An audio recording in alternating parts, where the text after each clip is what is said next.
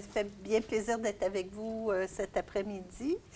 Ce projet de recherche s'inscrit tout à fait avec ce qui a été présenté ce matin, avec les tableaux, toute la question de mettre au cœur de l'intervention la question de l'intersectionnalité. Et un des aspects d'intersectionnalité qui est vraiment mis souvent de côté ou en opposition avec la violence faite aux femmes ou la violence conjugale, c'est la question de la situation des femmes en situation d'itinérance. Parce qu'on fait très peu le lien entre le fait de ce pourquoi elles sont en situation d'itinérance. Et quand on regarde le parcours de vie, on le voit qu'il est jalonné. Juste voulais le dépôt. Ah, OK. Il est jalonné de nombreuses victimisations, et ce, depuis l'enfance.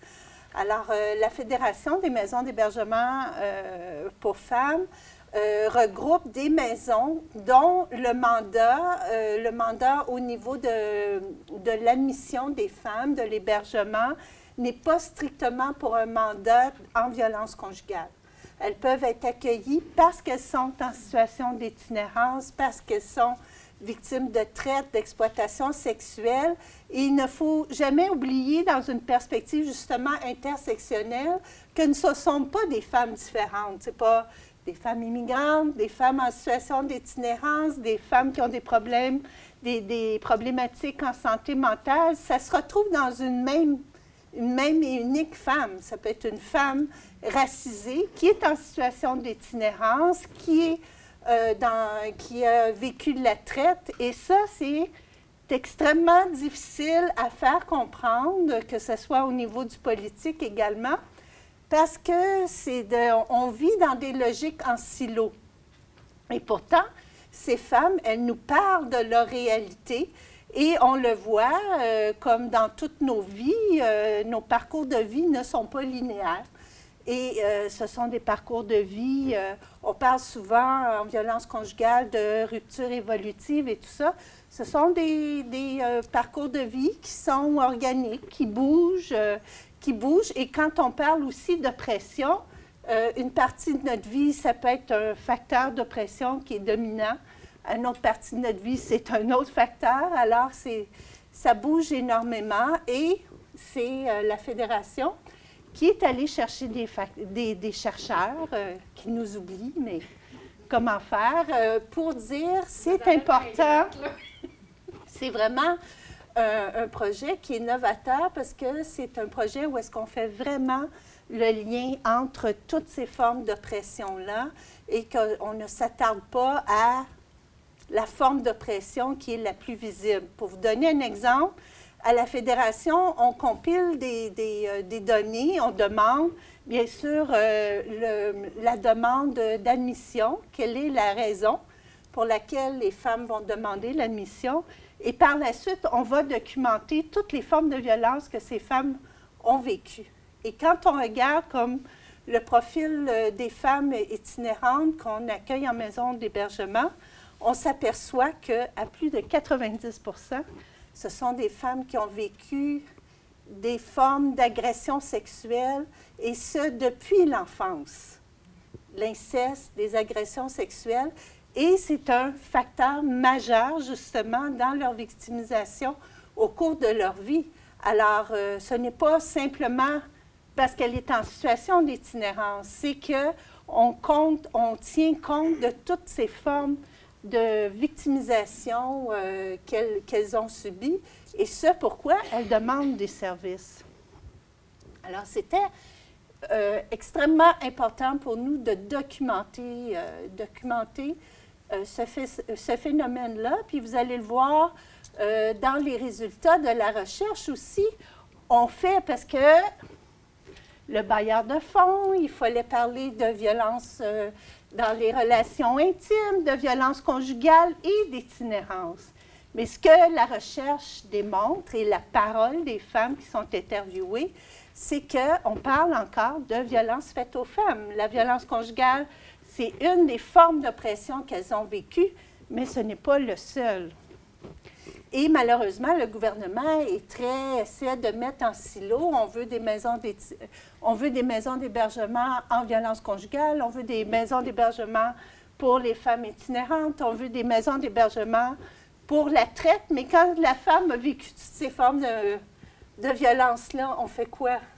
Au lieu d'aller avec une approche globale et tout, alors il faut, c'est grâce à des projets de recherche-là qu'on peut documenter la nécessité d'avoir une vision globale du vécu des violences faites aux femmes. Alors, bon. C'est bon. Merci. Donc, c'était la petite mise en contexte ou le pourquoi que cette recherche existe finalement, d'où ça vient, quand on parle d'acteurs des milieux de pratique qui voient des besoins, qui interpellent après ça des bailleurs de fonds, des chercheurs pour mobiliser, créer, produire de la connaissance. Donc, c'est vraiment un exemple, cette recherche-là, de ça. Ça, je vais aller très vite. En fait, on voulait le mettre surtout pour que vous puissiez vous y référer là, dans le Dropbox, mais on ne va pas aller en détail parce qu'on veut se laisser beaucoup de temps pour les résultats. Le passage vers l'itinérance, c'est des violences structurelles. Ça peut passer par le logement, on le disait, structurel, individuel. Les besoins des femmes sont au moins 2 fois plus élevés que les hommes en matière de logement. Les femmes immigrantes qui sont plus précaires.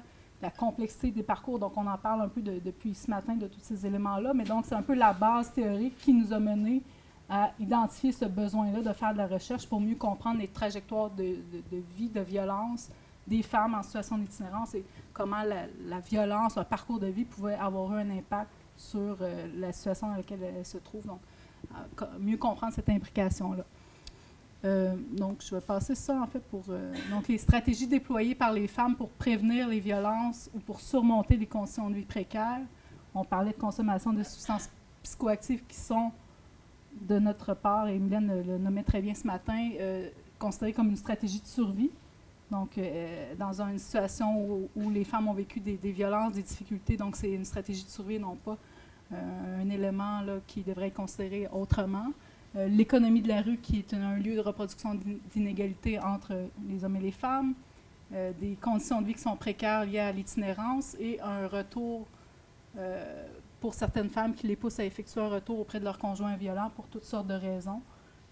Notamment, ça peut être des raisons économiques. Donc, tous ces éléments-là de différentes recherches nous ont finalement mené à montrer qu'il n'y avait pas qu'il y avait un besoin de faire de la recherche pour mieux documenter ces éléments-là.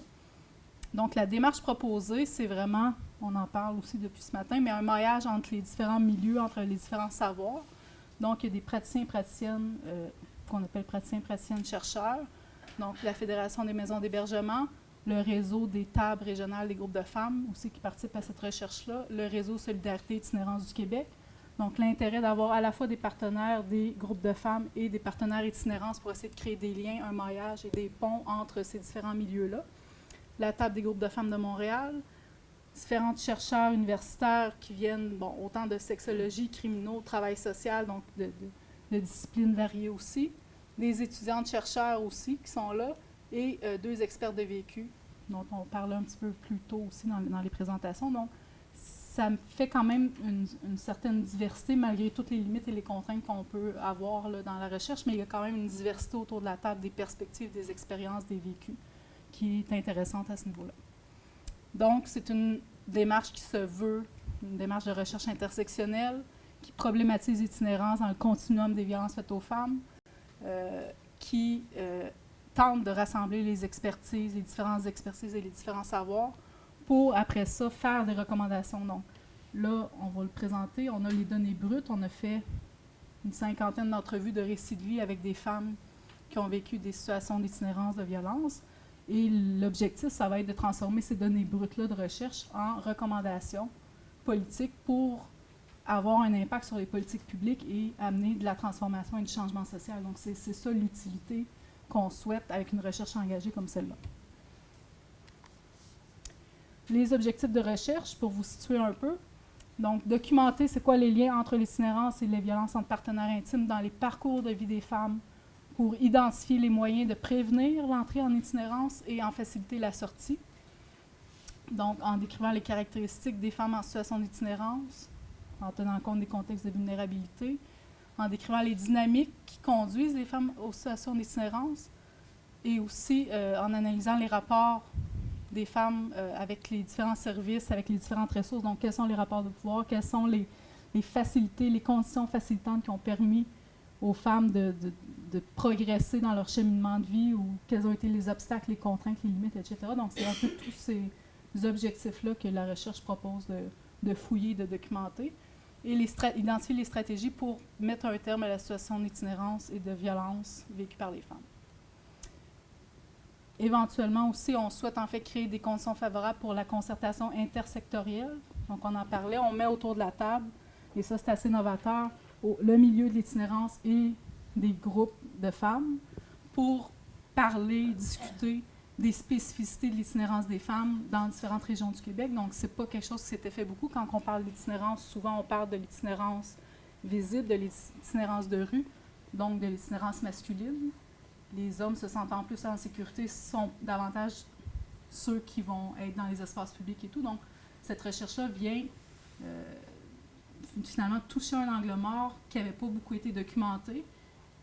Dans quelques recherches, 2-3 recherches, elle avait été, mais surtout en milieu urbain, alors que nous, si on va dans différentes régions du Québec, on essaie de sortir. Je pense que c'est Carole ce matin qui parlait du NAM. Nous à Montréal. Moi, je dis c'est la fille de région aussi. De se démontréaliser puis de sortir aussi pour voir que l'itinérance des femmes, ça existe pas seulement à Montréal puis à Québec, mais ça existe aussi dans les différentes régions du Québec, puis que ça a des configurations, puis des réalités, puis des enjeux qui sont spécifiques et différents, et qui peuvent avoir un lien aussi avec les organisations économiques des régions. Donc, tout ça fait partie de ce qu'on tente finalement de documenter pour en arriver, et c'est là qu'on est dans la 3e année de la recherche, à développer des outils de sensibilisation, de prévention, d'intervention pour interpeller les décideurs, interpeller les intervenants, les intervenantes. Donc, en quelques mots, il y a eu une analyse documentaire dans la première année du projet, une 50aine d'entrevues de récits de vie avec les femmes, des groupes de discussion dans les milieux de pratique avec les intervenantes, et on est à produire les analyses, les outils, transférer les connaissances donc, dans différents milieux. Donc, c'est là qu'on est rendu présentement. Donc, les 8 régions, Montréal, Montérégie, Lanaudière, Mauricie, Saguenay, nord du Québec, donc la Gamésie, Côte-Nord et Capitale-Nationale. Donc, les résultats proviennent d'entrevues qui ont été faites dans ces 8 régions-là. Proviennent aussi d'analyses statistiques qui ont été sorties de données colligées entre 2011 et 2016 par la Fédération des maisons d'hébergement, de portraits statistiques du Conseil du statut de la femme, de rapports du FRAPRU et de mobilisation des tables des groupes de femmes. Donc, c'est à la fois des entrevues, mais aussi au niveau méthodologique, à la fois aussi des analyses statistiques qu'on est allé chercher dans différents documents qu'avaient les partenaires du projet. Donc, vous voyez un peu la division par région là, des entrevues qui ont été réalisées avec les femmes qui ont vécu cette situation-là. On est à 46. Qu'est-ce que... On en a fait une pendant l'été. Une de plus, donc on est rendu à 46 entrevues. Oui. Parfait. Et vous avez une petite représentation graphique des endroits, finalement, où on est allé faire des entrevues, donc pour montrer que c'est vraiment un projet qui est provincial et qui ne s'inscrit pas seulement là, dans une ou 2 régions. Je te laisse la parole. Je crois que oui. Oui. C'est bon. Ah, je suis pris à temps. Non, pas ça. Non, pas ça. Allô? Pour l'enregistrement. Ah, OK. Faut que je le mette sur tes oreilles. Non, je vais me promener comme ça avec. Aussi. C'est bon. En En fait, on a une petite confusion autour du nombre de participantes. Là, Josiane valide les choses parce qu'en équipe, on avait décidé, en fait, on avait recruté 45 femmes. Donc, on a fait 45 entrevues de type récit de vie. Et vous voyez sur l'espèce de description de l'échantillon ici qu'on avait seulement 4 femmes qui ont vécu une trajectoire d'immigration. Et on avait vraiment des questionnements. Puis, ce matin, vous m'avez entendu dire que la définition de l'itinérance, elle est patriarcale, etc., elle est urbano-centrique, elle est très NAM, là, en fait. Là. Et en fait, on avait la volonté dans ce projet de recherche-là, c'était vraiment un de nos sous-objectifs spécifiques, de ne pas contribuer à blanchir le portrait de l'itinérance tel que vécu par les femmes. Et les 4 femmes qui ont vécu des trajectoires d'immigration, femmes racisées, qui sont racisées aussi, présentait des situations extrêmement hétérogènes. Donc, très difficile dans le contexte de l'étude de ne pas, en tirant des grandes généralités comme on fait dans la recherche inductive, de ne pas invisibiliser en fait leur vécu. Donc, pour cette raison-là, en accord avec les maisons d'hébergement de la Fédération, on a relancé le recrutement durant l'été et on a rencontré une femme, on a fait une entrevue avec une femme allophone là, durant l'été et on souhaite le poursuivre et vraiment se rendre jusqu'à 50 en donnant plus spécifiquement la parole à des femmes immigrantes. On souhaiterait aussi augmenter notre nombre de participantes autochtones. Par contre, dans les régions que tu as mentionnées, c'est important de dire qu'on n'est pas allé dans l'Est du Québec, puis je vous regarde, là, les filles de la débrouille, là, parce qu'il y a un projet avec une méthodologie similaire qui est en cours avec la table de concertation du Bas-Saint-Laurent et la table de concertation de la Gaspésie de la Madeleine, où on a rencontré 22 femmes. Et dans ce projet-là aussi, on a des femmes autochtones. Et le vécu est un peu plus commun, moins hétérogène, donc c'est plus facile de dégager un portrait. Mais vraiment, au niveau des femmes qui ont une trajectoire d'immigration, ça nous apparaissait extrêmement important de poursuivre davantage. Parmi les 46 femmes maintenant qu'on a rencontrées, on touche une très grande étendue en termes d'âge. Notre participante la plus jeune avait 21 ans au moment de l'étude, la plus âgée avait 81 ans. Donc oui, il y a des femmes de 81 ans qui sont en situation d'itinérance cachée en région notamment. Aussi, c'est pas les femmes qu'on a rencontrées, elles ont des enjeux liés à la maternité. Sur les 46, on en a 37 qui sont mères et qui nous ont parlé, de leur parcours de maternité, mais en tant que mère, mais aussi des femmes qui ont vécu différentes trajectoires en lien avec l'avortement. La question du thème de la maternité a été discutée avec un grand nombre de femmes et on a un certain nombre de femmes dans l'échantillon qui ont malheureusement perdu la garde de leurs enfants, qui se sont rapidement fait disqualifier dans leur rôle de mère.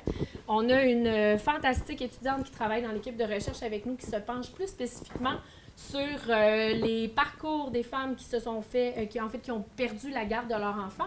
Donc, j'espère que l'Université d'été l'invitera l'an prochain avec Manon, autre partenaire, Josiane, ou Réseau Solidarité Itinérance, ou l'étape de concertation pour pouvoir présenter les résultats parce que fort probablement que ça va venir compléter notre présentation qu'on a fait ce matin, mais aussi des questionnements qu'on avait par rapport à l'aliénation parentale et autres, l'aliénation parentale avec des gros guillemets.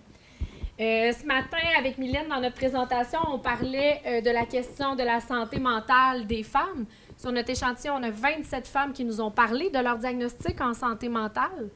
C'est important de parler aussi de leur consommation. On a 26 femmes qui nous ont parlé de leur consommation. C'est celles qui se sont ouvertes avec nous sur l'enjeu de l'utilisation des substances psychoactives non prescrites. Et c'est important de mentionner que toute la réflexion qu'on a amorcée avec la FEDE, avec le réseau des ressources alternatives en santé mentale, puis Cumulus, a vraiment teinté le déroulement des entrevues dans le cadre de ce projet-là. On a fait des entretiens de type récit de vie. Je ne sais pas si vous savez à quoi ça correspond, un entretien récit de vie, mais c'est vraiment, on s'assoit avec la femme et on a chacun un papier avec des grandes trajectoires et un crayon et on complète ensemble, on retrace toute son histoire de vie. Nos entrevues les plus courtes durent autour de 2 heures, 2h15. Nos plus longues, on en a de 4 heures, 4h30, puis on n'en a pas juste une. Donc, les femmes qu'on a rencontrées, elles en ont vécu des choses, elles ont des choses à dire, elles ont des choses à raconter.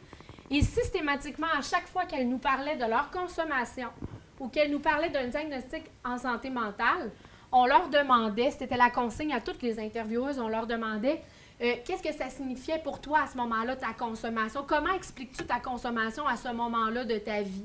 Comment as-tu reçu ce diagnostic-là, toi, à ce moment de ta vie? Quel sens que ça revêtait pour toi? Donc, on les amenait à parler et à donner un sens là-dessus. Et ça leur permettait, en fait, de mettre ces réalités-là en lien avec des violences. Elles nous ont parlé des violences. Donc, des violences qu'elles ont vécues au cours de leur vie. Donc, ça ressort beaucoup dans les résultats. Au début de l'étude, je ne sais pas si vous vous en souvenez, Josiane et Manon, on voulait vraiment l'appel de projet du FRQSI, ça ciblait beaucoup les femmes immigrantes, les jeunes femmes, les femmes âgées, diversité sexuelle, et jamais on parlait de la question du handicap.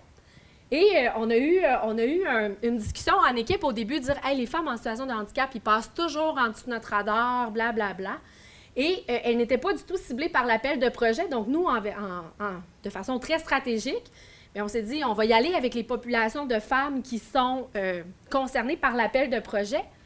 Mais finalement, on a plus du 5e de notre échantillon de femmes qu'on a rencontrées qui sont en situation de handicap. des handicaps qu'elles mettent en lien parfois avec la violence qu'elles ont vécue, donc des situations de handicap qui ont été produites comme conséquence directe de la violence qu'elles ont vécue, mais aussi des handicaps qu'elles se sont parfois réappropriés ou qu'elles mettent parfois en lien avec la violence qu'elles ont vécue dans un contexte de milieu de travail ou de la part d'un conjoint. Donc, on a pu fouiller un peu plus la question du handicap.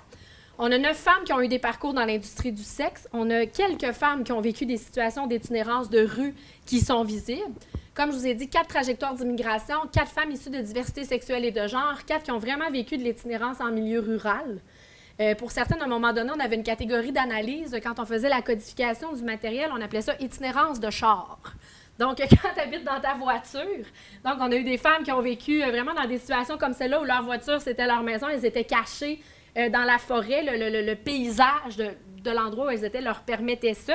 Et pour une femme, par exemple, ça a été fait attraper par la police d'habiter dans sa voiture et de ne pas avoir payé ses plaques d'immatriculation. Ça a vraiment été le point de bascule vers toute une trajectoire de parcours dans les ressources, les portes tournantes, etc. Donc, ça donne un portrait un peu différent de ce qu'on peut voir au niveau de l'itinérance rendue à Montréal. On en a 3 aussi qui s'identifiaient comme étant autochtones. Manon l'a bien nommé. Oui, tu as une question? C'est par rapport à ton échantillon. Comment oui. tu es allé les recruter? Parce que je le sais que chez nous, vous avez fait des appels pour nous demander... On vous a harcelé. Ouais. Le problème, là, c'est que, tu sais, on en avait des femmes qui passaient chez nous, qui en vivaient de l'itinérance, mais eux, tu sais, si elles ne veulent pas le nommer ou ne s'identifient pas comme étant des femmes itinérantes, tu sais, c'est ce qu'on disait à un moment donné, bien, on pourrait vous parler, nous, de ce qu'on voit, mais fait que c'était ça, fait que dans le fond, les femmes qui ont fait partie de votre échantillon nommaient qu'elles étaient itinérantes. Bien, non, parce que le mot itinérance a à peu près jamais été nommé par les femmes qu'on a rencontrées. Les critères de recrutement, c'est avoir vécu l'une des situations suivantes. Okay. Donc, la façon dont c'était normalement présenté aux femmes, c'est-à-dire, tu as effectué un ou plusieurs séjours dans une ressource d'hébergement. Dans les 12 derniers mois, tu as résidé chez un ou plusieurs de tes proches. Tu as fait différents allers-retours dans des séjours. Donc, la façon avec laquelle l'itinérance était définie, c'était ça, le fait d'avoir vécu une ou plusieurs de ces expériences. C'est pas tant la question de « moi, je suis une femme itinérante », parce que clairement, dans notre étude, il n'y a pas de femme qui s'identifie clairement comme ça. Je vis une situation d'instabilité, je vis une situation d'itinérance, mais la représentation de l'itinérance très patriarcale, etc., est tellement forte que les femmes la rejettent, et avec raison aussi, parce que ça ne correspond pas du tout à leur réalité. Mais c'est la question de la façon avec laquelle c'était amené avec les femmes, que c'était abordé. Puis normalement, c'était pas tant « je m'identifie comme une femme itinérante ». Non, c'est super oppressant de devoir imposer cette identité-là à une femme, mais c'était vraiment sous l'angle de j'ai présenté certaines situations. Mais dans certaines ressources aussi, on s'est fait dire « ben non, nous autres, de l'itinérance, on n'en a pas ». Ça nous est arrivé dans certains milieux aussi, puis c'est un résultat en soi qui peut contribuer aussi à voir que souvent les intervenants ont un portrait très partiel. Puis je pense, par exemple, dans des services externes ou autres, ont un portrait très partiel de ce que les femmes vivent. C'est pas vrai que quand tu vas chez le psychiatre ou quand tu vas au CLSC pour une intervention, une psychothérapie brève chez le psy ou autre, pour une séance de 1 heure, qu'on va faire toute ta trajectoire de vie avec toi, puis qu'on va arriver à voir que tu t'es promené, puis que tu as fait 14 séjours en maison d'hébergement, puis que tu as été dans 4 apparts qui n'avaient pas d'allure, puis tu es resté chez ta sœur puis chez ta cousine. Clairement pas. Donc, c'est des situations qui passent aussi souvent sous le radar parce que les femmes sont très discrètes par rapport à ça, et avec raison, parce qu'elles ont énormément à perdre si leur situation d'instabilité est connue, notamment en lien avec la maternité. Ça veut passer à votre question? Il me semble que j'ai roulé longtemps là-dessus. 30 minutes. Le PowerPoint, c'est où, hein, pour... Merci. Question pratico-pratique. Je tiens à dire aussi que les femmes dans l'industrie du sexe, des fois, on peut penser c'est à Montréal, hein, ici, la traite de personnes, il n'y en a pas. Non, c'est des femmes Saguenay-Lac-Saint-Jean, Côte-Nord, dans la région, il y en a de l'industrie du sexe. Comment on a procédé, en fait? On a fait les analyses d'entretien et récits de vie, on les a transcrits, puis on a fait 2 types d'analyses. Dans un premier temps, on a refait ce qu'on appelle des frises chronologiques. On a tout retracé le parcours de vie des femmes graphiquement sur une espèce de feuille 8,5, plus grand que 8,5, je pense que c'est 12 par 14. Et avec un code de couleur. On avait en vert la trajectoire résidentielle, on avait en rose les trajectoires amoureuses, on avait en gris les trajectoires de violence, on avait la trajectoire de consommation, en bleu la maternité, les hébergements, les ressources. Donc, ça donne vraiment visuellement un document qui est très intéressant pour arriver à voir comment la violence est arrivée dans leur vie, comment l'itinérance est arrivée dans leur vie, c'est quoi le lien entre les deux. Mais pour voir aussi graphiquement, pour sensibiliser nos décideurs, pour dire, regardez, là, la femme là, qui est devant vous, là, voici ce qu'elle a vécu. Donc, graphiquement, ça fait des beaux outils. On a aussi tout décortiqué les récits des femmes en faisant une analyse de contenu à l'aide du logiciel NVivo avec différentes catégories d'analyse, où on s'est intéressé à la fois un peu à ce que Alexandra vous a présenté tout à l'heure en lien avec la grille de Yuval Davis, mais à quelques nuances, modifications près, là, mobilisées dans un autre contexte. Donc, on s'est vraiment intéressé à la fois aux représentations sociales qui sont venues guider les pratiques des institutions auprès de qui les femmes... ma phrase ne marche pas. Les violences institutionnelles, on s'est intéressé aussi aux représentations sociales, on s'est intéressé à ce qu'elles ont vécu dans leur vie. De l'analyse, je vais reprendre mon souffle, on dirait que je me sens rochée aujourd'hui. Il y a tellement de choses à dire là-dessus, c'est un beau projet, je trouve. Pour vrai, là, il y a tellement... pour vrai, là, on a des données là, pour vraiment longtemps dans ce projet-là. Ce qui en est ressorti, c'est, Manon disait, on se rend compte que les femmes qui viennent en maison d'hébergement, ça a commencé à l'enfance et elles ont tout un cumul, etc., etc. C'est pas mal ça que ça dit, notre projet, jusqu'à maintenant. Pour nous, l'appel de projet du FRQSC, c'était vraiment l'occasion de faire le lien dans une démarche de recherche féministe entre les différentes violences qui ont été vécues par les femmes et la question de l'itinérance, mais aussi vraiment problématiser l'itinérance des femmes dans une perspective féministe. Pour nous, c'était vraiment important et ça nous a permis de ratisser extrêmement large. Et ça nous a permis de voir quoi qui arrive avant quoi, qu'est-ce qui est lié à quoi, sans nécessairement faire un lien de cause à effet, parce qu'on n'est pas dans une démarche de recherche qui nous permet de faire ça, mais les femmes font sens avec différents événements qu'elles ont vécus au cours de leur vie. Ce qu'on s'est rendu compte, c'est qu'il y a principalement, là, vous avez un tableau avec 4 affaires, mais on a des petites accolades, parce que principalement, il y a 2 espèces de profils, j'aime pas ça dire ça, de trajectoire. Dans un premier temps, on a 27 femmes parmi notre échantillon pour qui l'itinérance est arrivée dans leur vie en amont de la violence vécue de la part de partenaires intimes. C'est-à-dire que l'itinérance est arrivée avant et la violence conjugale est arrivée après. Je ne sais pas si on a la description pour chacun des profils de trajectoire, mais je pense que non. On peut-tu regarder? Non, on ne les a pas. Je vais vous les expliquer rapidement. Pour les femmes de ce profil 1, pour le profil 1, sur les 27 femmes, on en a une douzaine qui ont vécu une situation d'inceste à l'enfance. Non seulement une situation d'inceste, mais une situation d'inceste qui n'a pas été crue de la part des membres de leur entourage au moment de la dénonciation. On a une étudiante au baccalauréat en sexologie qui commence un praticum, Michel, je te regarde, un praticum avec nous cette session-ci pour se pencher plus spécifiquement sur les récits de ces femmes, entre autres liés au fait de les conséquences de ne pas avoir été crues au moment d'une dénonciation d'une situation d'inceste à l'enfance. Donc, parmi les 27, c'est presque la moitié qui ont vécu une situation comme celle-là. On a des femmes aussi parmi les 27 qui ont, un parcours de violence familiale, physique, psychologique assez intense, des situations d'instabilité. On en a 10 qui ont été placées en centre pour la protection de la jeunesse. On en a 2 aussi qui ont été placées en psychiatrie, donc durant leur adolescence. Donc, des femmes dès l'âge de 12 ou 13 ans faisaient des séjours d'1 mois, 2 mois en institution psychiatrique. Notamment une femme associée à la diversité sexuelle et de genre. Ce sont des récits qui sont extrêmement lourds.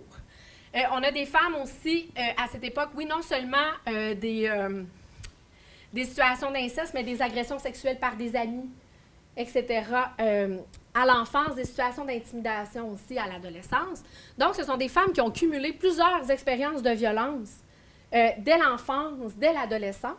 Et pour les femmes de la trajectoire 1, elles ont un parcours de vie très, très, très instable, très, des relations amoureuses très courtes, imbriquées avec des périodes d'instabilité, parfois des relations intimes qui se chevauchent l'une et l'autre. Et un élément qui est très commun à l'ensemble des femmes du profil 1, c'est le premier chum, violent, comme possibilité de sortir de son milieu familial. Donc, la première relation intime, le plus souvent, dans la majorité des cas hétérosexuels, comme opportunité de quitter un milieu familial ou comme opportunité d'avoir un endroit où aller à la sortie d'une institution comme la psychiatrie ou le centre jeunesse, par exemple. Et parfois, on a même des femmes qui allaient directement, sortaient du centre jeunesse, puis allaient se mettaient délibérément en couple pour avoir un endroit où aller. Souvent, c'est le conjoint qui finissait, le chum, très jeune, qui finissait par devenir agresseur à son tour. Donc, c'est un pattern dans lequel, j'aime pas ça dire ça, mais c'est quelque chose qui est commun à presque l'ensemble des femmes qui sont dans la trajectoire 1. Parfois aussi des femmes qui s'en vont résider chez le jeune homme, qui lui habite chez ses parents et qui eux-mêmes sont violents eux aussi envers. Donc, on a des situations comme celle-là qui sont pas... qui sont assez communes. Donc, c'est ça un peu le profil des... Puis j'aime pas ce profil, mais on est vraiment dans des trajectoires qui se ressemblent assez, donc au niveau de la trajectoire 1. Ensuite, les trajectoires 2, 3, 4, on est dans des situations où l'itinérance est arrivée après la violence conjugale. Donc, c'est pas dans toutes les femmes qui ont eu un placement en protection de la jeunesse sont dans la trajectoire 1 au sein de notre échantillon. Les femmes dans la trajectoire 2, 3 et 4, celles dans la profil 3, trajectoire 3, ont été exposées à la violence conjugale dans l'enfance. Même chose pour celle de la trajectoire 4. Celle de la trajectoire 2, elle, exposée à de la maltraitance physique, ont subi des mauvais traitements de façon générale. La différence entre les trois, ça, c'est un résultat qui nous a un petit peu surpris. La trajectoire 2, c'est que l'itinérance, elle arrive, en fait, pendant la violence conjugale. C'est comme si la situation d'itinérance était produite, en fait, dans le profil 2 et 3, l'itinérance est produite dans le cadre d'une très longue relation intime, significative, qui dure sur plusieurs années. On a des 10 ans, des 20 ans, des 30 ans, des 40 ans même de relations intimes. Et la violence, en fait, l'itinérance arrive dans un contexte où le conjoint perpètre de la violence économique à l'endroit de la femme. On a des femmes, par exemple, qui ont fait le tour du Québec avec leur chum. Parce qu'à minute qu'elles se trouvent un emploi ou qu'elles se font un réseau social, monsieur perd le contrôle, qu'est-ce qu'il fait? Change de job, on déménage, viens à ma belle. Donc, part avec madame. On a des madames là, qui ont fait le tour du Québec avec le même conjoint pendant des années. On a des femmes qui ont été maintenues dans des situations d'insécurité, insalubrité, précarité extrême pendant de nombreuses années. Par exemple, madame est dépendante économiquement de son mari, dans des cas de couple marié, et monsieur paye sa consommation de drogue, s'achète des choses pour lui, se gâte, s'achète un gros char, ne paye pas le loyer, donc à tous les 3 mois, se font expulser. Et madame se promène avec monsieur comme ça durant une longue période de temps. Parmi les femmes de la trajectoire 2, on en a 7. On en a aussi qui sont reparties dans d'autres villes sur d'autres noms. On en a qui ont vécu toutes sortes de situations. Les femmes de la trajectoire 2 sont très différentes de celles de la trajectoire 3 parce qu'elles nous parlent d'incidents de violence conjugale physique et sexuelle assez extrêmes et dont le cycle s'installe très rapidement dans la relation. Très, très, très rapidement. Donc, on a des femmes qui sont coincées dans une dynamique comme celle-là, qui sont dans un climat de peur, dans un climat de dépendance. Donc, on est vraiment dans du contrôle coercitif assez intense qui mène ultimement à une itinérance, mais qui est vécue comme à l'intérieur du couple parce que, elles ne sont jamais en sécurité nulle part où elles vont, mais aussi la situation est extrêmement instable et monsieur les maintient volontairement dans des situations de précarité. On a celle de la trajectoire 3, qui était plus un peu à ce qu'on s'attendait au niveau des trajectoires de violence, qui regroupe 6 femmes. Et elle, c'est une situation d'itinérance qui est produite dans le cadre d'une longue relation intime significative violente. Mais en fait, la situation d'itinérance est produite par les ruptures évolutives ou toutes les in and out que madame fait pour essayer de quitter monsieur. Bizarrement, je dis bizarrement, mais c'est zéro bizarre, les femmes de cette trajectoire-là nous parlent zéro de violence physique. Nous parlent à peu près pas de violence sexuelle, de viol conjugal ou autre. Elle nous parle de harcèlement, elle nous parle de violence économique, elle nous parle de contrôle psychologique. Quand elles parlent de leur conjoint, il est intelligent, il est manipulateur, il est blablabla. Ces femmes-là ont à peu près dans tout leur parcours de vie, sur de nombreuses années avec le conjoint, n'ont vécu aucune forme de violence conjugale criminalisable. Donc, n'ont pas d'emprise pour appeler la police. Lorsqu'elles en parlent à leur famille, ne sont pas crues et se promènent chez l'un, chez l'autre et se promènent dans les ressources. Pas dans le cadre de ce projet-ci, mais dans le cadre du projet qu'on a fait au Bas-Saint-Laurent et en Gaspésie, j'ai eu une femme qui me dit « Je suis quasiment gênée de te le dire, Elle m'a dit, « T'as trouvé ta participante en Moses. » Elle dit, « Moi, c'est mon 20e séjour ici. » Donc, des femmes qui essayent de quitter, qui essayent. Mais la façon dont elles nous le disent, il revient toujours me chercher. Mais pourquoi il revient toujours la chercher? Il y a le cycle de la violence qui fait son effet, il y a leur expérience qui n'est pas nécessairement toujours reconnue qui est reconnue par les institutions, les maisons d'hébergement, mais pas nécessairement par les membres de leur famille. Mais il y a la question des possibilités économiques, les besoins des enfants, etc.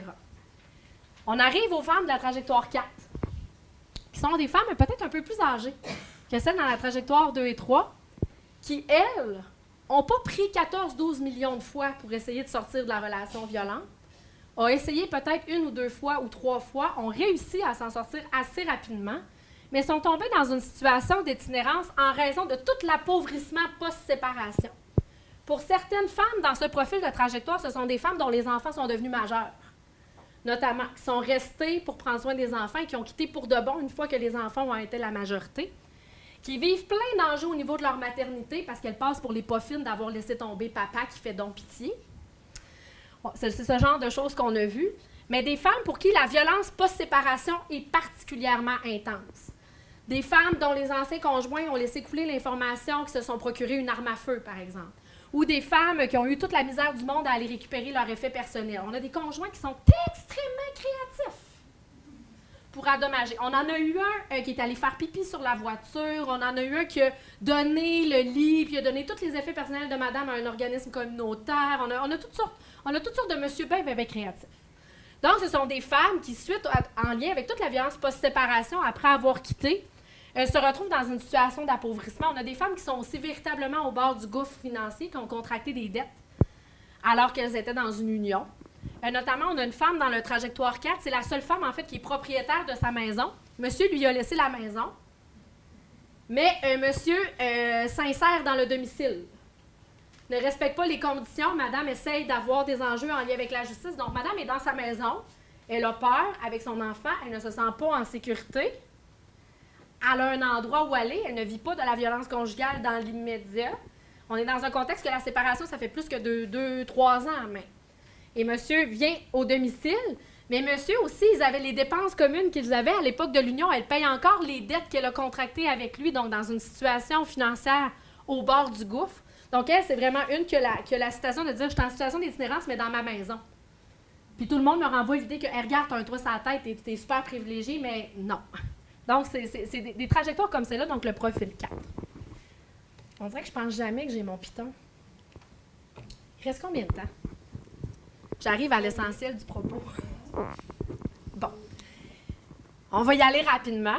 En fait, je vous en ai parlé un peu, mais surtout dans le profil des femmes qui sont issues de la trajectoire 1. Déplacement à la DPJ, des séjours en psychiatrie, souvent en raison de la violence familiale. On a des enfants qui ont subi on a des femmes qui ont subi des abandons. On a des femmes aussi, on a notamment des femmes en situation de handicap. On en a une, entre autres, qui a été abandonnée dans le stationnement de l'hôpital par ses parents après un diagnostic. Autour de l'âge de 12 ou 13 ans, on dirait, écoute, on ne peut pas prendre soin d'un enfant malade, organise-toi. Le genre d'affaires qu'on a vu. Donc, des femmes qui ont des parcours, que je vous dis, qui ont des parcours d'exclusion et de tout à l'heure, on parlait, là, les femmes TPL qui questionnent le lien. Bien, quand on a des parcours de femmes comme celui-là, on peut bien comprendre pourquoi elles questionnent le lien. Hein? Ça ne vient pas de nulle part, tout ça. Donc, des expériences de placement qui sont marquées par le contrôle social, la revictimisation et l'exclusion. Donc, on a une situation d'une jeune du Saguenay. C'est une très jeune participante qu'on a eue à peu près dans les premières années qui suivait sa sortie d'institution. Qu'est-ce qui définissait que des fois, tu étais à l'institut, des fois, tu étais à l'hôpital, des fois, tu étais chez vous? Bien, c'est eux autres qui me garochaient d'un bord et de l'autre. Elle ne comprenait pas trop qu'est-ce qui se passait. Elle dit, bien, des fois, je me ramassais à l'hôpital, des fois, ma mère, elle venait me chercher, des fois, son parcours, pour elle, lui apparaissait très chaotique. Ensuite, on a tout le parcours d'une jeune femme autochtone, Nina, qui dit « J'ai été en famille d'accueil, en foyer de groupe, en centre d'accueil fermé, en centre d'accueil ouvert. J'ai fait des apparts supervisés. Je suis allée en psychiatrie pendant 4 jours. » Donc, une femme autochtone qui nous parle de tout son parcours, de comment elle s'est promenée aussi. Donc, je ne vais pas vous lire toutes les citations, mais ça montre à quel point on a des femmes qui ont vécu des instabilités, des parcours très, très, très instables et instables en raison des décisions des institutions, en fait, là, donc qui n'étaient pas nécessairement libres de pouvoir disposer de où elles souhaitaient aller. Comme je vous ai parlé, l'apparition des violences physiques, psychologiques et financières dès les premières relations intimes violentes. Dès les premières relations intimes, en fait, on a des jeunes femmes autour de 20-21 ans qui ont vécu une première agression armée de la part d'un conjoint. On a aussi de l'endommagement de matériel. Dans les femmes du parcours de la trajectoire 2 aussi, c'est que je vous disais qu'elles se promenaient, là, qu'elles faisaient la tournée avec leur conjoint. On a aussi dans cette trajectoire-là des femmes qui se faisaient sacrer dehors de chez eux en pleine nuit lorsqu'elles ne souhaitaient pas avoir des relations sexuelles avec leur conjoint. Donc, tu ne veux pas me satisfaire aujourd'hui, va ailleurs. Donc, on a des parcours comme ceux-là qui sont assez difficiles. Puis imagine aussi la difficulté de te trouver un hébergement en plein milieu de la nuit. Ça te place à risque aussi d'être visible si tu dois développer un paquet de stratégies, notamment consommer du speed pour ne pas t'endormir. Ce genre de choses. Donc, ça fait le lien avec les substances psychoactives. Ensuite, un élément extrêmement important de l'ensemble de nos analyses au niveau des violences structurelles et violences institutionnelles, c'est les barrières pour pouvoir sortir d'une relation violente et qui fait en sorte qu'on perd la foi dans les différentes institutions et que les femmes vivent des expériences d'exclusion. Donc, parfois, dans des contextes où les femmes ne sont pas référées à d'autres sources ou parfois, on a mis le focus sur une autre de leurs problématiques, entre guillemets, comme la santé mentale, comme la conso, comme leur propre violence à elles. Parce que parmi notre échantillon, on a 16 femmes qui ont résisté à un moment ou l'autre de leur relation. Dans le projet Bas-Saint-Laurent-Gaspésie, on a même une femme qui a fait de la prison pour une autre affaire, qui a appelé la police parce qu'elle craignait pour sa sécurité et ça a passé pour un bris de condition et est retournée en prison. Le genre de situation comme celle-là. Donc, extrêmement difficile de pouvoir assurer ta sécurité. Ensuite, dans un contexte où elles se sont senties blâmées, elles se sont senties responsabilisées pour qu'est-ce qui se passait. Donc, ça rajoute au sentiment de ne pas être cru, ça rajoute aussi à la croyance et tout ça. L'abus de pouvoir et la brutalité policière, l'absence de dépistage aussi notamment. On a un témoignage d'une femme de la région de la Mauricie qui explique qu'il a téléphoné souvent à la police. C'est la participante qui a participé à notre étude qui a vécu le plus d'incidents de violence physique sévère où elle aurait pu mourir, en fait, et où les policiers ont vraiment fait un dépistage qui se peut à peu près pas. Donc, elle nous racontait des incidents où elle se faisait prendre par la gorge par son conjoint. Elle appelait la police pour dire qu'elle avait peur. Et le policier demandait à parler à monsieur. Et monsieur était tout calme au téléphone. Il tenait la tête dans l'oreiller puis il disait « Non, tout va bien, blablabla, elle est folle, venez la chercher » ou ce genre de choses-là. Donc, on a affaire à une femme pour qui la violence n'a jamais été dépistée et qui s'est retrouvée, qui a perdu la garde de son enfant pendant pratiquement 2 ans, qui s'est retrouvée en institution psychiatrique pour dépression, etc. Et pour, au final, après 2 ans, retourner auprès de son conjoint parce qu'elle n'avait pas de place où aller, elle ne voyait plus sa fille, puis la violence n'arrêtait pas. Il harcelait encore. Donc, quand on dit qu'ils sont dépendantes affectives, bien souvent, il y a des raisons. Donc, on est un peu dans cette dynamique-là avec les femmes, avec certaines femmes qu'on a eues dans notre échantillon. Aussi, au moment de mettre fin à la violence, comme je vous dis, le contrôle des institutions, on a parlé ce matin de toute la démarche réflexive qu'on a entamée avec les maisons de la Fédération des maisons d'hébergement. Mais souvent, bien, de dire, c'est pas toutes les ressources en violence conjugale qui ont amorcé une réflexion par rapport à la question de la consommation, par exemple, ou qui est à l'aise en lien avec les enjeux de santé mentale. Puis on entend souvent, on a fait des focus group avec les intervenantes, puis on a entendu souvent, bien, nous autres, quand ils sont tous désorganisés, c'est pour notre mandat. On les garde une journée, puis après ça, quand on sait qu'ils ont une place où aller, bien, on les laisse aller. Alors que la question de la violence est très présente dans leur parcours de vie. Elles ne sont pas nécessairement dans une situation de risque de sécurité aussi imminent que ces ressources-là le souhaitaient, mais n'empêche que ces femmes-là n'ont pas d'endroit où aller. Et souvent, on va leur mettre, puis on en a parlé plus tôt aujourd'hui, la pression pour l'arrêt de la consommation, la pression même pour la prise d'un médicament. Donc, dans ce contexte-là, ça peut être difficile pour les femmes de pouvoir conserver un hébergement. Puis on se retrouve dans un contexte où on est obligé vraiment de se plier aux demandes du contexte organisationnel dans lequel on est. Puis même, on a une participante qu'on a rencontrée, une femme de Montréal qui m'a appelée. Super articulée, la madame. Dire, moi, je ne rentre pas dans les critères d'inclusion de votre étude parce que je n'ai pas vécu de violence conjugale. Et j'ai dit, OK, mais j'aimerais ça vous rencontrer pareil parce que moi, je me suis retrouvée dans la rue parce que où j'étais, il y avait juste des maisons en violence conjugale. Puis vu que c'est mon frère que j'essayais de fuir, bien, je me suis retrouvée dans la rue. On a une participante comme celle-là qui nous a littéralement nommé ça comme ça, de dire, bien, écoute, moi, je ne rentrais pas dans cette case-là. Ou on a des femmes qui nous ont dit, bien, moi, à tel moment, j'aurais eu besoin d'hébergement pour telle chose, mais les seuls endroits où il y avait de la place, c'était des ressources en toxico dans ma région, puis, bien, moi, je ne consomme pas. Donc, il aurait fallu que je consomme ou que je m'invente une problématique de consommation. Donc, c'est un peu, tu sais, c'est des situations assez exceptionnelles, mais ça montre un peu qu'on contraint les femmes à rentrer dans différentes cases, puis que l'organisation des services est faite en fonction de ça, mais que le parcours est complexe. Fait que ça revient à la question de ce qu'on disait ce matin. Puis notamment, les ressources sont super réflexives par rapport à ça. Elles le reconnaissent aussi, les espèces de contextes organisationnels dans lesquels elles sont, l'imposition d'un code de vie, dans des ressources en hébergement, l'organisation des services dans leur région, les préjugés aussi qui sont présents dans les différents milieux, dans les différentes régions. Comment les services ont peu de ressources pour adapter les services pour les personnes en situation de handicap, notamment. Nous, on a une participante, elle était avec une marchette, elle a fait la tournée du Québec, elle a fait 8 heures de bus pour se trouver une ressource d'hébergement qui pouvait l'accepter, pour au final, elle arriver à la ressource puis voir qu'il y avait des marches. Mais il y avait une chambre adaptée pour elle, mais elle pouvait pas sortir ni rentrer dans la maison, mais au moins elle pouvait rentrer dans la maison puis pouvait la garder. C'était pas parfait, mais elle a fait le tour du Québec pour avoir accès à un hébergement. Et c'est une femme qui était dans un réseau de traite de personnes, notamment. Donc, ça vous montre les obstacles qu'elle a dû parcourir puis elle a été blessée suite à un paquet de trucs. Donc, on est dans des situations comme celle-là. Aussi, vous avez d'autres extraits ici, les difficultés aussi par rapport à la question de la consommation. Je vous en ai parlé. On en a parlé beaucoup ce matin.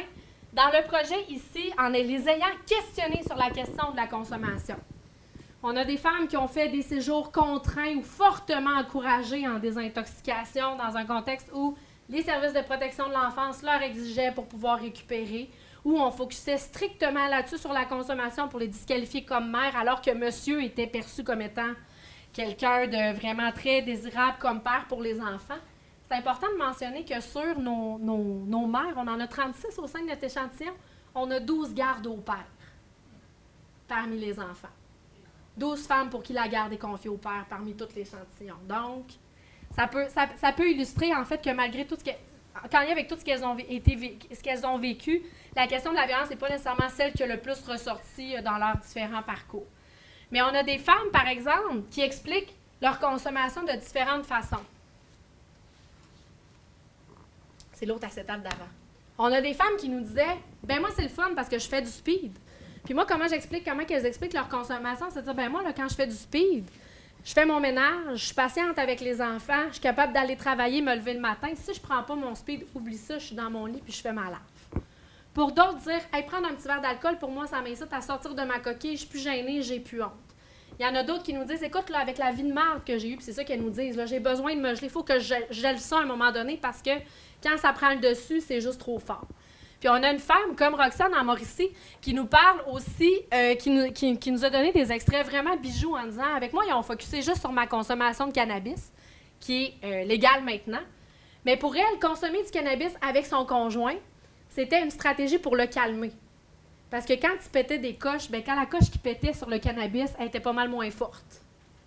Donc, elle disait ça rendait ce qui était le plus laid en lui un peu plus acceptable. Donc, pour elle, c'était une stratégie délibérée de protection de consommer du cannabis. Mais pour l'ensemble des femmes qui nous ont parlé de leur consommation, c'était traité d'emblée comme étant problématique dans plusieurs ressources qu'elles ont contactées. Mais on voit le deux poids, deux mesures en « il faudrait donc que tu prennes ta médication ». On en a parlé ce matin et les femmes, on a plusieurs femmes qui ont montré tout le découragement face à la quantité de pilules qu'elles pouvaient se faire prescrire en disant qu'elles se sentaient pas bien, qu'elles étaient déprimées, en disant qu'elles étaient en colère ou autre. Mais on a aussi des femmes qui se sont montrées tellement critiques par rapport à la question de la psychiatrie dans des régions où elles n'avaient pas nécessairement accès à des ressources 24/7 pour femmes en difficulté, parce que les maisons de la Fédération, vous n'êtes pas dans toutes les régions. Il y a des maisons en violence conjugale à différents endroits, mais quand elles tombent dans les craques de chaises, elles vont au centre de crise quand il y a un centre de crise. Sinon, c'est direct en psychiatrie. Et on a des femmes, notamment des femmes sur la Côte-Nord, qui ont été très critiques sur comment la psychiatrie voulait rapidement les bourrer de pilules. Puis dire, écoute, là, c'est pas pour. Tu sais, je viens pas pour ça, moi, là. C'est vraiment pas pour ça. C'est pas ça que j'ai besoin. Puis si tu penses que ça va m'aider à passer par-dessus. Donc, ils étaient très critiques de tout ce système-là. Tout en étant très dans l'acceptation avec celles qui acceptent de consommer, mais qui disent, écoute, ça n'a pas de bon sens, ce système-là. On a beaucoup de femmes, comme je vous ai parlé, ça serait intéressant que vous invitiez Mélissa Crible l'année prochaine parce qu'on a beaucoup de femmes qui ont été blâmées dans des maisons d'hébergement, dans des ressources en santé mentale, dans des ressources en toxico, mais surtout de la part de la protection de la jeunesse qui ont été disqualifiées dans leur rôle maternel, qui ont été rapidement considérées comme étant pas capables de prendre soin de leur enfant. Et on a des femmes pour qui ça a été vraiment le point de bascule dans une trajectoire d'itinérance. C'est pas quand elles ont quitté une relation violente, c'est quand ça a été, c'est qu'elles ont quitté leur emploi, qu'elles se sont retrouvées dans une situation de précarité, de pauvreté. Quand tu te fais retirer la garde de ton enfant, tu perds tes allocations familiales. Mais aussi, pour plusieurs femmes, ça a été une expérience très difficile. Donc, tu te retrouves en situation de pauvreté, tu te retrouves aussi très stigmatisé dans ta communauté, dans les petites places où ça se voisine. On a des femmes qui ont trouvé ça particulièrement difficile parce qu'on n'a pas fait des entrevues nécessairement juste dans les grands centres régionaux, mais aussi en périphérie. Donc, ça a été quelque chose en lien avec ça. On a aussi un réseau communautaire qui crie au manque de ressources. Le manque de ressources, il y a des endroits qui n'ont pas de maison d'hébergement pour femmes en difficulté. Tant les intervenantes que les femmes reconnaissent le besoin de dire « Écoute, là, sur notre territoire, ça nous en prend une ressource pour femmes en difficulté qui est inclusive, puis qui accepte les femmes qui sont en situation, qui ne sont pas en situation de risque immédiat en lien avec la violence conjugale, mais qui acceptent toutes les femmes. » On a aussi les disparités au niveau du territoire. Pour certaines femmes, tu as besoin d'avoir une voiture pour aller travailler. La voiture, c'est un facteur d'appauvrissement, mais c'est aussi un facteur de maintien dans une relation violente aussi, si tu en as besoin pour aller travailler, pour aller à tes rendez-vous, etc. Donc, dans certains contextes, les ressources n'étaient pas accessibles, mais souvent, on crie au manque de ressources, mais surtout la nécessité de toujours faire, puis ça, on est en train de les analyser, les groupes de discussion auprès des intervenants, puis je donnerai la parole plus tard à Manon là-dessus, mais les ressources qui questionnent aussi, surtout les maisons d'hébergement, dire on fait toujours plus que qu'est-ce que notre mission nous demande de faire. Avec les femmes immigrantes, on augmente le séjour à n'en plus finir parce qu'il n'y a comme pas de possibilité de logement pour elles, elles n'ont pas accès au HLM, etc. Pendant ce temps-là, on refuse des femmes, elles sont tout le temps coincées par rapport à ça, puis elles nomment clairement, pour nous, c'est une violence institutionnelle. Puis au même titre, pour d'autres ressources qui sont spécialisées, comme les CALAX, qui sont vraiment articulées autour de la question des agressions sexuelles, ou les centres femmes, ou d'autres ressources, de dire, bien nous, on est contraints dans ces mandats-là, dans ces missions-là, nos heures d'ouverture, c'est ça. On aurait besoin de faire plus, puis c'est comme si la réalité des femmes est tellement complexe que ça déborde largement de notre possibilité d'action. Puis la concertation, ça peut apparaître une piste de solution, mais parfois on est juste trop différente des autres contextes organisationnels qui travaillent avec les mêmes femmes que nous, donc c'est pas nécessairement des partenariats en bout de ligne. Donc, ça fait partie des éléments. Enfin, au niveau des barrières structurelles, c'est toute la difficulté de réorganiser sa vie quand tu ressors d'une situation de violence. Au niveau du marché du logement, l'accessibilité des logements sociaux, dans certaines régions, c'est à peu près impossible. Au niveau de l'aide sociale aussi, les intervenants nous disent « Oui, mais des fois, quand tu connais un agent de l'aide sociale qui travaille là, non, il faudrait que ça aille au-delà des individus. » Et des femmes pour qui il y a eu énormément de conséquences négatives, des parcours dans la prostitution notamment, pour pouvoir arriver à joindre les deux bouts parce que l'aide sociale leur a été refusée pour un paquet de raisons, parce que monsieur a l'argent de telle affaire puis que finalement madame est dans une situation de précarité. Il y a eu, dans le projet Bas-Saint-Laurent-Gaspésie, si on n'en parle pas, mais il y a vraiment des endroits où des logements sociaux, il n'y en a juste pas. Et souvent, quand tu fais une demande de HLM dans un parc de HLM, tu peux te ramasser dans le même parc d'HLM que ton ancien chum ou de ton agresseur. Donc, encore là, tu n'es pas nécessairement en sécurité, même si tu te réjouis d'avoir accès à un logement social. Donc, ça pose des défis. Ensuite, au niveau des barrières structurelles, au niveau du marché du logement, dans certaines régions, puis on pourrait penser que c'est juste à Montréal, on parle d'une crise du logement à Montréal, mais des crises du logement, il y en a dans d'autres régions. En Outaouais, c'est pas couvert par le projet de recherche, mais si on pense notamment à la Gaspésie ou à la Côte-Nord, on est allé sur la Côte-Nord dans le cadre de ce projet-là, c'est un des endroits où l'écart salarial entre les hommes et les femmes est le plus grand et où les femmes consacrent la plus grande partie de leurs revenus pour se loger, en raison justement du fait que le marché locatif appartient beaucoup aux grandes entreprises qui sont présentes sur le territoire. Les grandes entreprises engagent qui majoritairement? Les messieurs, donc les messieurs ont des gros salaires, les madames n'ont pas des gros salaires. Donc, sur le marché locatif, les madames ont vraiment de la difficulté à se loger. C'est le cas, comme j'ai dit, en Côte-Nord, mais aussi dans la région de Gaspé, en lien avec l'industrie des éoliennes.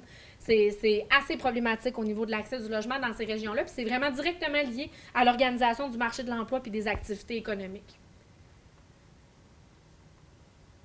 On essaye de décoller une phase 4 cet automne, dans lequel, comme je vous ai dit, on a des experts de vécu au sein du processus de recherche. Je ne sais pas si tu m'en parlais, Josiane. J'y vais? OK. Bien, en fait, on veut... les participants ont donné leur consentement pour qu'on puisse les recontacter pour faire un groupe de discussion avec elles collectivement dans chacune des régions et dans lequel on veut stimuler leur participation, leur créativité pour vraiment réfléchir à faire des solutions concrètes proposer des pistes de solutions à notre bailleur de fonds, au ministère de la Santé et des Services sociaux et aux autres ministères qui sont représentés parmi ceux qui financent l'étude, et dans laquelle aussi on utilise, tout à l'heure, là, dans la présentation d'Alexandra, ça parlait d'une experte de vécu dans la tragédie qui est photographe, coming out, est dans notre projet.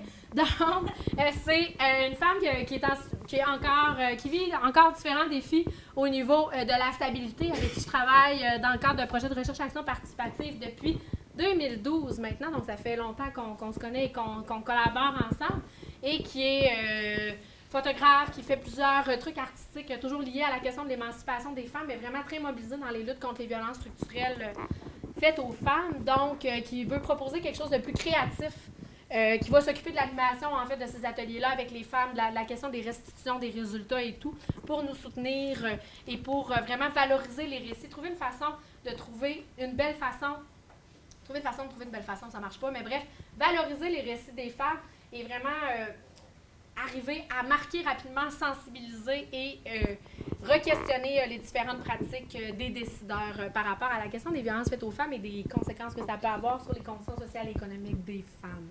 Manon, veux-tu un mot de la fin? Manon, veux-tu un mot de la fin? J'ai essayé d'aller vite. Oui. Alors, ce que ça démontre, le parcours de toutes ces femmes-là, c'est que la problématique de l'itinérance n'est pas une problématique en soi, c'est qu'elle est toujours liée à un parcours de violence faite aux femmes. Et ça fait ressortir aussi énormément le fait des violences systémiques. Comment se fait-il que ce sont des femmes qui ont été agressées sexuellement dans l'enfance et qui ont vécu des multiples parcours de violence familiale, conjugale, à répétition et tout ça, et qu'il n'y a rien qui a été fait par notre système pour reconnaître, on ne les a pas crues, et qui fait en sorte que ce sont des femmes qui ont vécu presque toute leur vie dans des parcours de victimisation, malgré le fait qu'elles ont mis en place des stratégies pour s'en sortir, et on a vu de nombreux obstacles. C'est pour ça que toujours recadrer aussi ces victimisations-là, et c'est comme la question de la santé mentale ou la question de la consommation, comme des stratégies de survie. Et ça donne un tout nouvel éclairage à ce pourquoi ces femmes vont utiliser, et non pas comme des mauvaises habitudes ou quoi que ce soit. Puis il faut toujours se rappeler que l'intervention féministe est née d'un courant dans les années 60 qui était un courant contre la médicalisation des problèmes des femmes. Il ne faut pas l'oublier, ça. Et malheureusement, ça s'est perdu au fil du temps, mais c'était vraiment pour ça qu'on a mis en place l'intervention féministe. C'est pour justement contrer la médicalisation des problématiques des femmes. Et je terminerai aussi, il y a un danger qui aussi de notre système, de dire que, et c'est pour ça aussi que c'est une vision très patriarcale de l'itinérance, mais on oublie que, et ça c'est dans les définitions de l'ONU, un des facteurs pour déterminer l'itinérance, c'est l'instabilité au niveau de la sécurité. Ça veut dire une femme qui vit la violence conjugale dans son domicile, selon la définition de l'ONU, elle est en situation d'itinérance, parce qu'elle n'a pas de sécurité physique et psychologique. Et toute la question aussi de déterminer qu'est-ce qu'on entend par sécurité. Ce n'est pas strictement une sécurité physique, mais c'est aussi une sécurité psychologique et émotive qu'il faut tenir compte, et pas seulement la question de la sécurité. Et ça, malheureusement, ça fait en sorte que chez les décideurs et les bailleurs de fonds, de dire « Ah, ce sont des femmes qui sont en situation d'itinérance.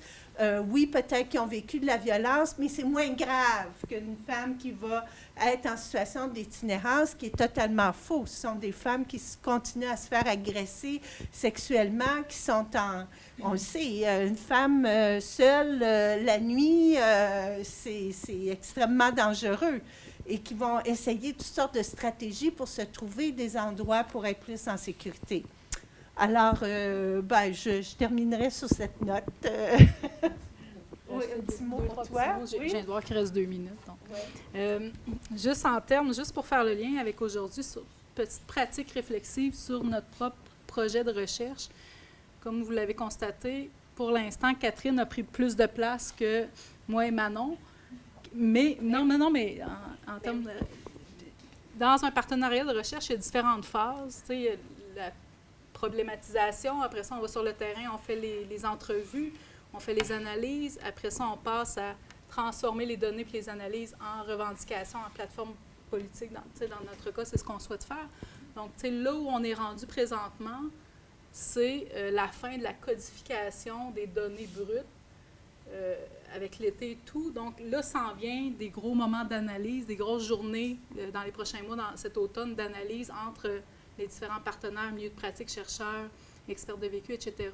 Donc, je crois que dans les prochains mois, si on refaisait la même présentation, ça serait beaucoup plus équilibré parce qu'il va y avoir plus d'appropriation des résultats qui, pour l'instant, sont beaucoup dans le cerveau des assistantes de recherche de Catherine et de Catherine, parce que comme partenaire, on n'est pas allé directement sur le terrain faire les entrevues, mais on va avoir accès au matériel, aux données, et on va bâtir les analyses sur cette base-là.